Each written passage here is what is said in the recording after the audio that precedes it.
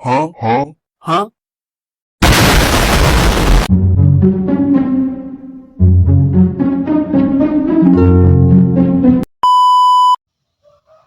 Assalamualaikum warahmatullahi wabarakatuh. Perkenalkan, nama saya Marcella Kamanan.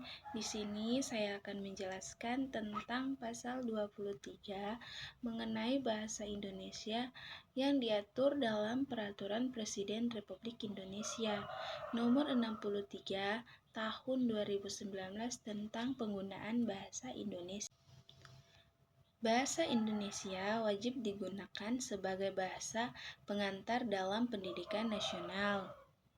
Bahasa Indonesia sebagai bahasa pengantar dalam pendidikan nasional sebagaimana dimaksud pada ayat 1 digunakan dalam seluruh jenjang pendidikan.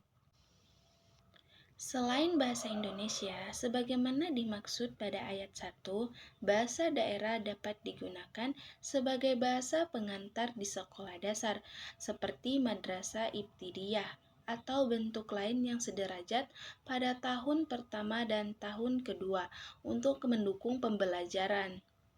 Selain bahasa Indonesia, sebagaimana dimaksud pada ayat 1, bahasa asing dapat digunakan sebagai bahasa pengantar untuk mendukung kemampuan berbahasa asing peserta didik.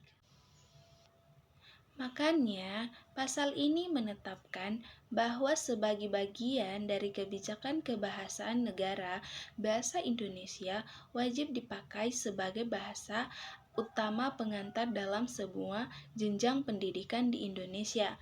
Bahasa daerah diizinkan dipakai pada tingkat paling awal sebagai pendukung pembelajaran, dan bahasa asing boleh dipakai untuk mendukung kemampuan siswa dalam bahasa asing.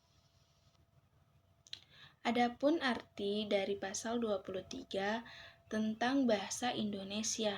Yang pertama, bahasa Indonesia wajib dipakai sebagai bahasa utama di sekolah.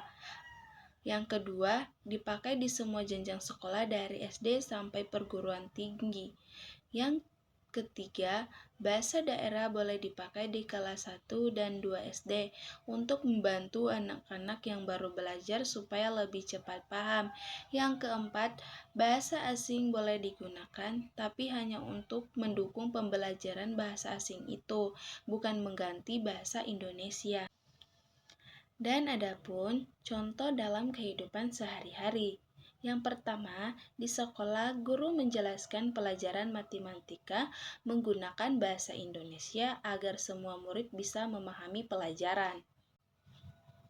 Yang kedua, di kelas 1 SD, guru membantu murid dengan bahasa daerah supaya anak lebih cepat mengerti, lalu mengulangnya dengan bahasa Indonesia. Yang ketiga, pelajaran bahasa Inggris, guru berbicara menggunakan bahasa Inggris saat latihan percakapan, lalu menjelaskan artinya dengan bahasa Indonesia. Yang keempat, dosen menyampaikan materi kuliah menggunakan bahasa Indonesia kepada mahasiswa. Terima kasih. Oke teman-teman, terima kasih sudah menonton videonya.